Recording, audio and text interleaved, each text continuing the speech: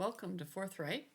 I'm Sulani Madsen, and this New Year's Eve column and commentary reaches back to a column from November in the Spokesman Review.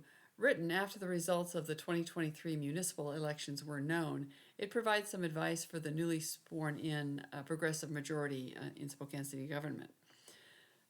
But going back even further, in an Inlander article published July 20, 2023, Nate Sanford wrote about then-candidate Betsy Wilkerson, saying, quote, "In a fundraising letter, Wilkerson told supporters that this year's election offers a rare chance for Spokane's first-ever progressive trifecta, with Brown as mayor, Wilkerson as council president, and a progressive supermajority on the city council.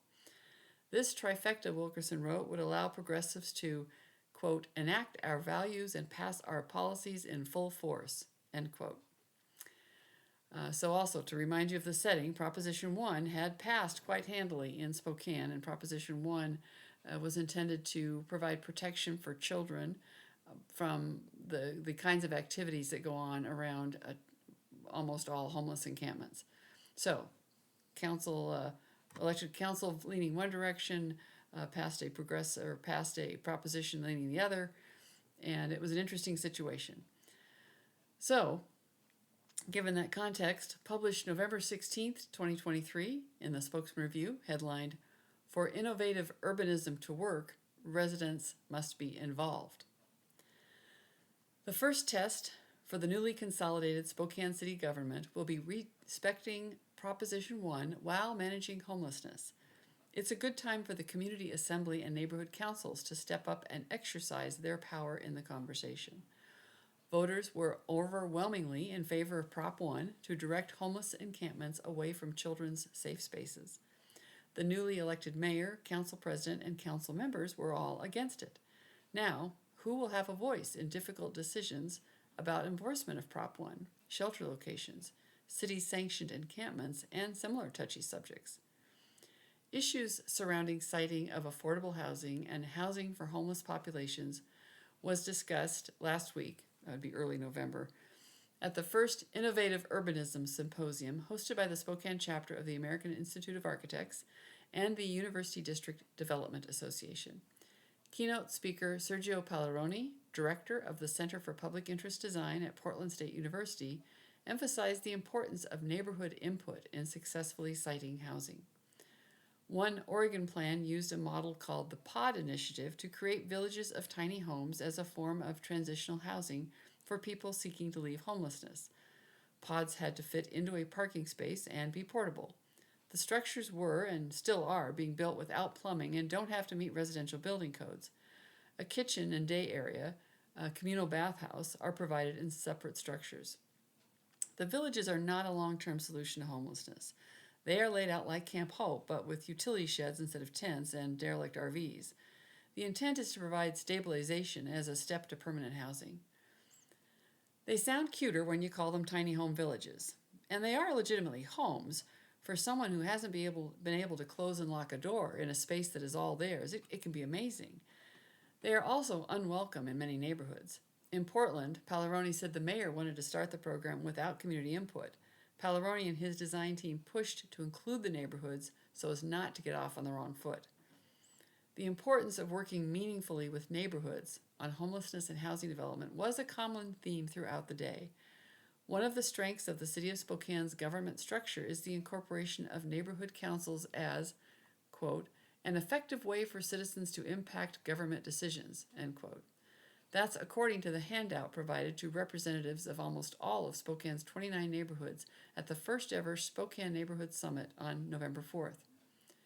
Neighborhood councils in Minnehaha and East Central have decisively impacted recent city government decisions when members strenuously objected to the siting of dog parks. Indian Trails and other councils have recently hosted presentations and discussion on the question of adding industrial fluoride to the city water system. That's sure to be a hot topic in 2024. Besides highly localized issues like dog parks, crosswalks, and speed zones, neighborhood councils act through the community assembly to provide recommendations on actions and policies to the city council and the mayor, if they're listening. The West Hills Neighborhood Council is still frustrated at being ignored on the siting of the Catalyst Project to relocate people from Camp Hope. Money from the Department of Commerce allowed Catholic Charities to outbid private developers who had the potential to kickstart retail and housing projects in the neighborhood. It's a great example of getting off on the wrong foot. Prop 1 defines where homeless encampments and services will not be tolerated by neighbors and likely resisted by neighborhood councils. Irritation at not being heard and fear of change are powerful drivers. Jeff Jade, an urban planner and community activist, spoke at the closing Innovative Urbanism session on his experience in Tacoma's Hilltop neighborhood. He's been working closely with the neighborhood, seeking to balance the fear of gentrification, pricing people out, with hoped-for opportunities to build generational wealth. Jade introduced the concept of Arnstein's ladder of citizen participation. In 1969, Sherry Arnstein described the continuum of participation in urban planning on a scale from non-participation on the lowest rung of government effort to tokenism on the middle rungs, to the most time-intensive process of resident control at the top of the ladder. Most public projects have some defined process of informing, consulting, and placating that falls into Arnstein's definition of tokenism. The aspirational higher rungs require more effort on the part of both government officials and residents.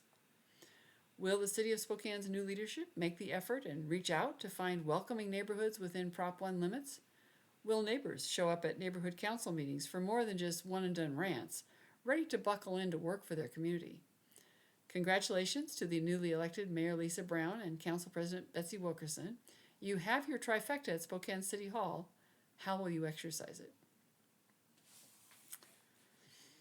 Well, that was the column.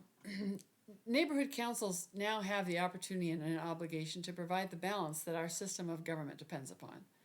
With this new progressive monopoly on power, citizens will be saved from watching mayor-council finger-pointing stall progress on tough issues. Technically, the positions are nonpartisan, but that doesn't mean council members don't have worldviews that matter. And single-party control by either worldview often leads to more unintended consequences when all voices are not welcome at the table. We've watched that problem play out at the state level for decades, resulting in legislation and rulemaking that ignores input from nearly half of the population. One-party rule is now being reined in by Let's Go Washington and the 6 citizen initiatives to the legislature. The people do have the ultimate power.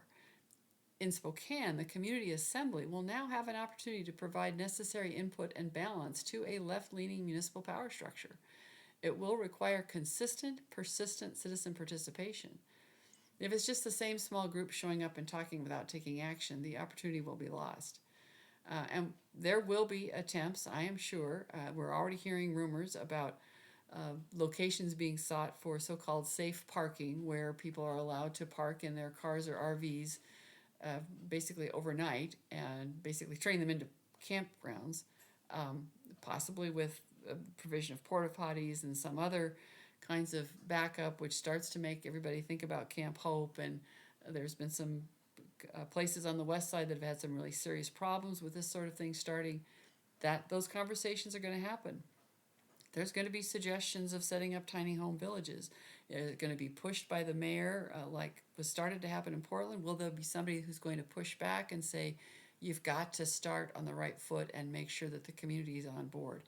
None of that's going to happen unless the community assemblies and the neighborhood councils are really active.